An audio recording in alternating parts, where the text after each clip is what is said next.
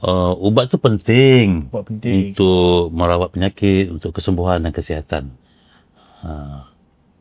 Tapi untuk ubat itu memberi kita sembuh dan sihat, ubat tak boleh buat dengan sendirinya.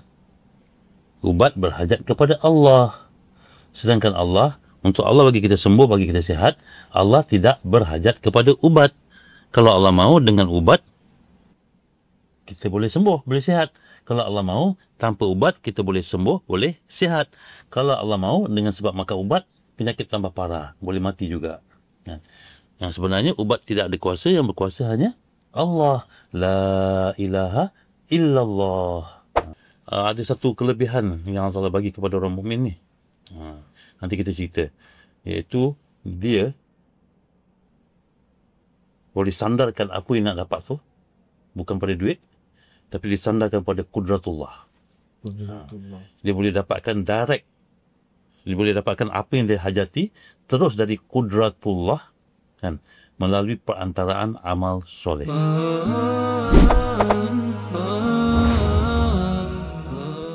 Bismillahirrahmanirrahim. Assalamualaikum warahmatullahi wabarakatuh. Alhamdulillah rabbil alamin, wassalatu wassalamu ala asyrafil anbiya'i wal mursalin wa ala alihi washabihi ajmain. Rabbi shrah li sadri wa yassir li amri wahlul 'uqdatam min lisani yafqahu qawli. Okey, kita bertemu lagi dalam podcast yang seterusnya, yang kita cerita pasal kalimah la ilaha illallah. Kita bersama dengan Datuk Tuan Haji Roslan bin Nordin. Sihat je Alhamdulillah. Alhamdulillah. Jadi macam podcast-podcast yang lepas, kita dah cerita tentang pengenalan la ilaha illallah, macam mana nafi isbat. Jadi untuk podcast kali ni saya nak cerita sikit lah pengalaman saya hari tu. Cerita pasal sakit ni lah kan je kan. Saya demam. Jadi saya ambil ubat lah, normal lah kan. Tapi bila once saya ambil ubat tu, saya terfikir dua benda je. Yang pertama, saya fikir ubat ni tak bagi aku sihat. Yang bagi aku sihat Allah. Yang kedua, mak saya je. Mak saya cakap, tak payahlah ambil ni, nanti sakit bawah pinggang, sakit tu. Jadi pendekatan saya masa tu, tak payah ambil ubat lah. Yang sihatkan tu Allah, bukannya ubat, kan. Jadi saya pun tak ambil. Selang sehari dua, saya makin teruk. Jadi dalam pemikiran saya masa tu, aku ni perlukan ubat lah, ubat yang sihatkan aku ni. Jadi dalam masa sama, aku perlukan ubat. Bila saya fikir-fikir balik, akidah saya macam mana pada ketika tu je. Itu soalan saya lah. Macam mana kita nak letakkan keyakinan tu, kita nafikan sesuatu makhluk, kita isbatkan Allah. Itu soalan dia. Boleh Haji explain sikit? Masya Allah. Alhamdulillah. Terima kasih atas soalan tu. Ubat. Apa kita cakap pasal ubat? Ubat tu penting, untuk merawat penyakit, untuk kesembuhan dan kesihatan. Tapi untuk ubat itu memberi kita sembuh dan sihat, ubat tak boleh buat dengan sendirinya. Ubat berhajat kepada Allah. Sedangkan Allah, untuk Allah bagi kita sembuh, bagi kita sihat, Allah tidak berhajat kepada ubat. Kalau Allah mahu dengan ubat, kita boleh sembuh, boleh sihat. Kalau Allah mahu tanpa ubat, kita boleh sembuh, boleh sihat. Kalau Allah mahu dengan sebab makan ubat, penyakit tambah parah, boleh mati juga. Yang sebenarnya ubat tidak ada kuasa, yang berkuasa hanya Allah. La ilaha illallah. Jadi apa perintah Allah kalau sakit? Perintah Allah kita berubat. Cari perawat. Sebab badan kita ni, kesihatan kita satu amanah yang kita kena jaga. Kereta kita rosak, perintah Allah kita pergi repair. Kita perlukan kereta untuk kenderaan, pergi masjid dan sebagainya. Duit dah habis. Perintah Allah, kerja, jangan meminta-minta. Satu orang yang keluar rumah untuk cari rezeki, untuk menafkahi diri dan keluarga dia, untuk lepas daripada meminta-minta, dia dapat pahala seolah-olah orang keluar jihad fisabilillah. Masya Allah. Itu perintah Allah. Pergi bekerja, pergi berubat, perintah Allah. Yang larangan Allah ialah yakin pada ubat itu. Yakin dengan ubat tu yang menyembuh. Tak, ubat tu Allah kirim je. Yang menyembuhkan Allah. Aku yang menyembuhkan, bukan ubat. Sebab tu bila kita nak makan ubat tu, kita baca doa. Rabbi ja'alhu shifa'an min kulli da'. Ya Allah, Tuanku, jadikanlah ianya, ubat ni, syifa bagi sekalian penyakit. Yang jadikan dia syifa tu Allah, bukan ubat tu. Nampak tak? Maksudnya dari segi dalaman kita tu lah, pemikiran kita tu. Betul. Sebenarnya akidah. Kita macam bekerja kan. Kita bekerja macam orang lain kerja. Kerja kan. Kadang-kadang buat 2 kerja kan. Tapi kita yakinlah, kita kata rezeki Allah bagi.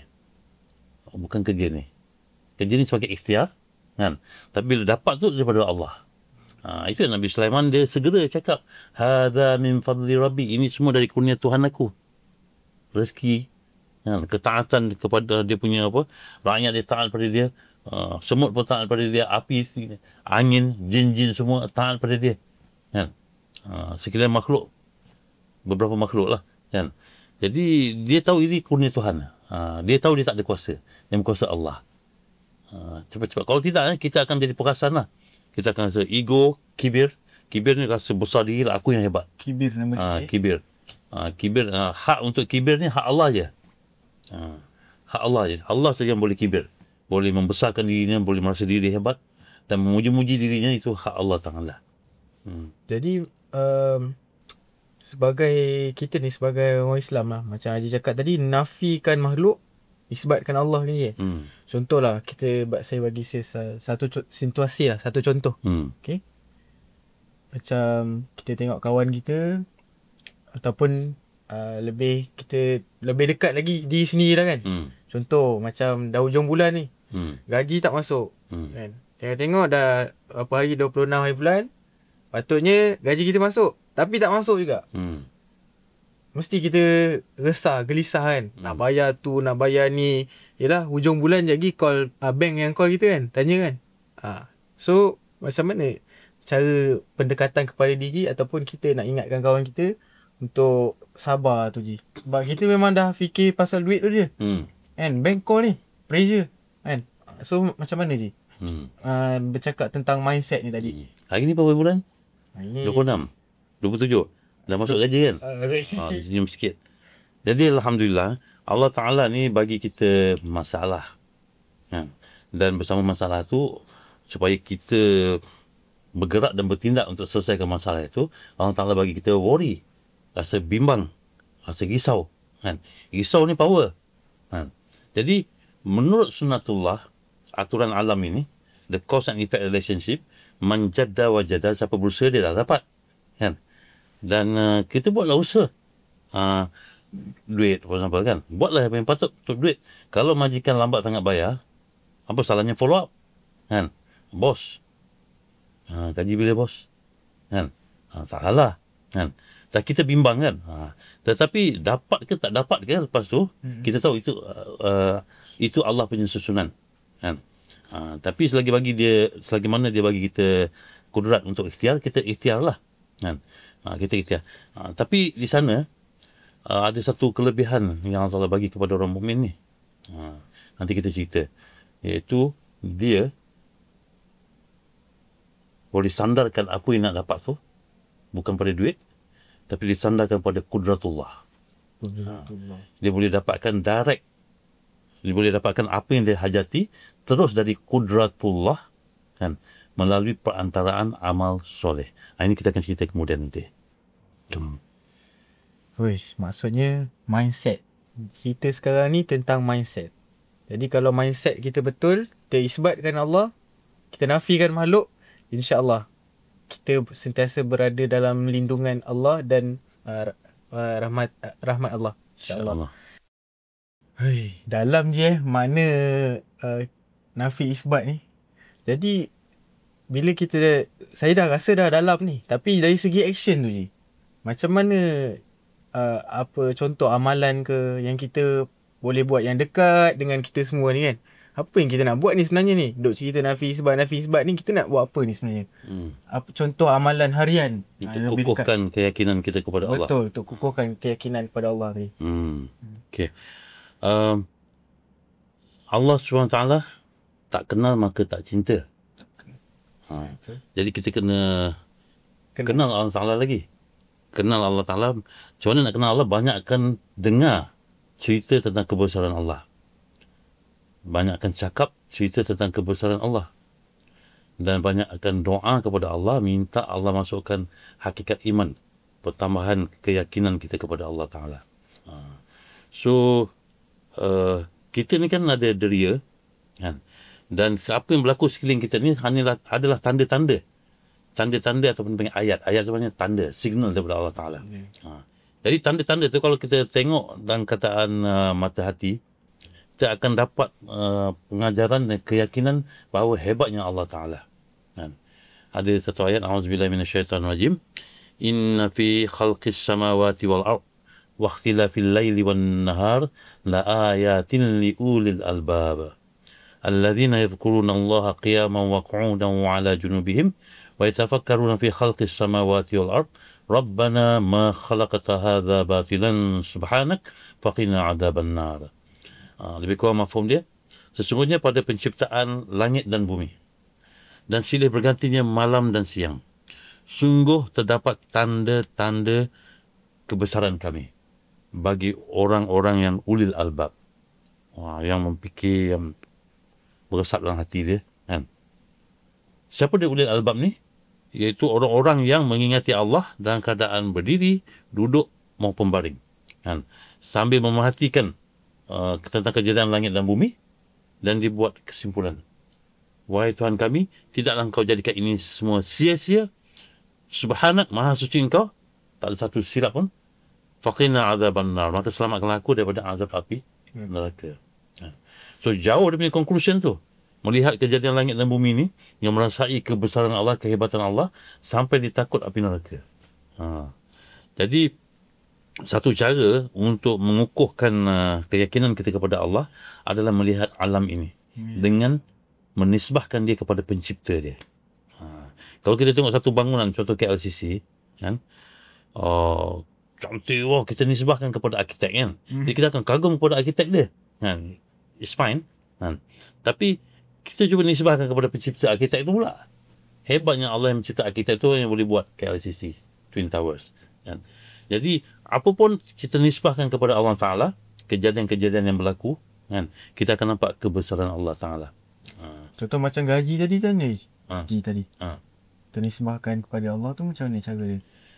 Kita dapat, berapa banyak pun kita dapat, kita ucap macam Nabi Sallallahu Alaihi Wasallam ucap lah. Azab min fadli Rabbi. Ini semua dari kurnia Tuhan aku. Kan? Yang majikan tu dia macam courier service je. You order from apa? Katakan kita beli daripada shopping tertentu, kan. Kita suruh dia hantar ke kawan atau rumah makcik kita, kan. Jadi barang tu dihantar oleh courier.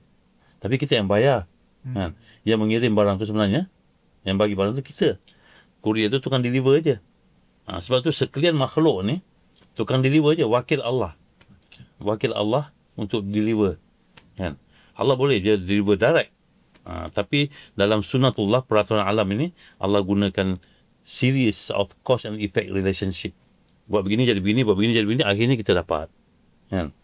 Dengan berkat ada petani, dia risau, dia miskin, dia pun kerja lah walaupun dia tak sihat, tanam padi.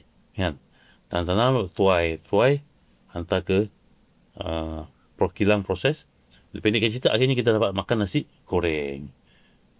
Dia ada kaitan tu, panjang jalan cerita ni, dia memang panggil supply chain, rantaian bekalan tu, sampai masuk ke tekak kita. Tapi yang sebenarnya Allah yang bagi. Kita nafikan dalam segi usaha kita raikan rantaian bekalan tu. Tapi dalam etikat kita nafikan semua, isbat dengan Allah. Oh, macam tu InsyaAllah. Semoga kita sama-sama dapat, orang kata apa, benda ni saya rasa kena sentiasa diingatkan je. Kadang-kadang tanpa kita sedar, kita rasa yang memang benda tu bagi kita manfaat. Tapi antara faktornya mungkin orang sekeliling kita lah kena ingat. Betul je? Yalah. Environment. Sebab tu kita kaji cakap Alhamdulillah.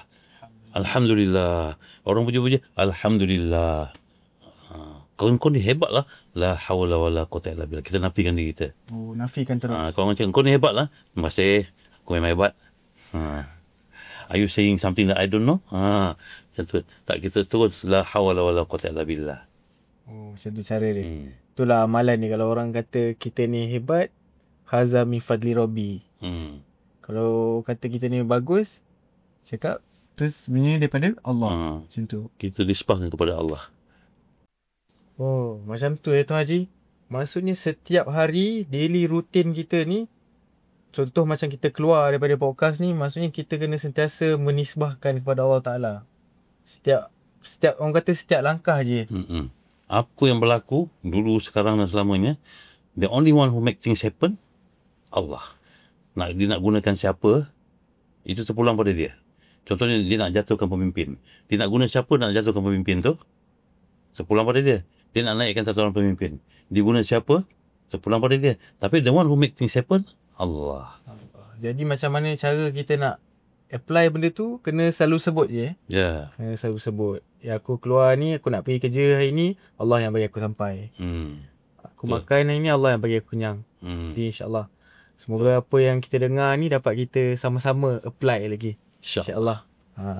Untuk next question je, saya tak nak Haji jawab dalam podcast kali ni. Saya nak untuk jawapan tu untuk next podcast akan datang, supaya korang stay dengan podcast kita.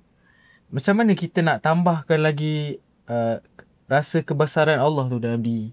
Boleh tak Haji cerita sikit tentang kebesaran Allah ni, supaya orang ni gairah dengar kan. Aku nak buat ni, tak buat ni rugi. Tapi jawapan tu tak nak dalam podcast kali ni. Kita jumpa di podcast akan datang. Assalamualaikum. Assalamualaikum warahmatullahi wabarakatuh. Little Cat lives